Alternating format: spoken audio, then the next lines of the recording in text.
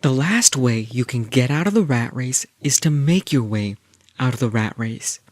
So instead of working at your dream job, saving a lot of money, or figuring out how to passively invest for higher returns, you can start finding and putting deals together for yourself. This is where you find mentors and take the classes that show you step by step how to structure deals with people. The key thing you have to understand is that you have to use OPR, which stands for Other People's Resources. Let's use commercial real estate as an example, but you can do this with any type of business or deal because ultimately you would use OPM, which stands for Other People's Money. That's right. But make sure you are up to date about the guidelines of using OPM. Those guidelines change pretty frequently. Going to networking events in the area that you're interested in and asking people is a good first step. But let's start to strategize on making your way out of the rat race. The difference between buying your way out and making your way out is that when you buy your way out, typically you aren't making something called capital gains. So you can't calculate that in because all you are is the lender. But you can when you're making your way out. When you make your way out, you actually own equity, and you can count on that to help you get out of the rat race faster. Equity is the result of putting in your time to make the deal happen. People call this sweat equity. The value of business and investments typically goes up over time as cash flow increases or as the market demand increases. So you might be working on a deal 1 month, and 6 months later, the value might have doubled.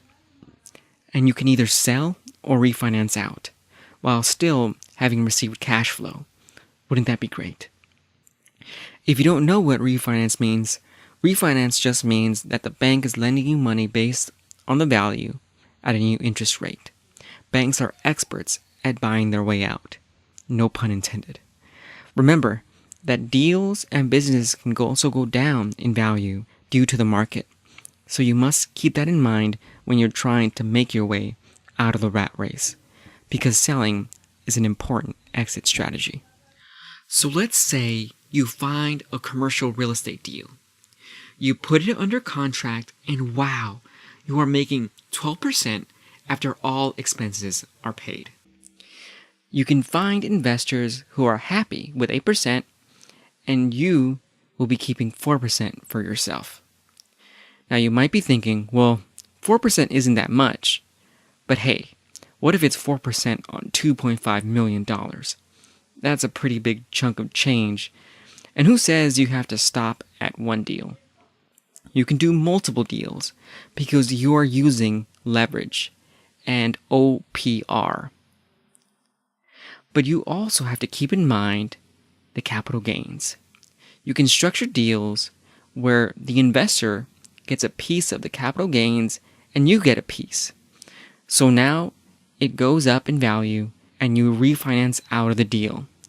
You can make even more money and use that money to help you buy yourself out of the rat race, so you can get out twice as fast. Now it's participation time. Take out a sheet of paper.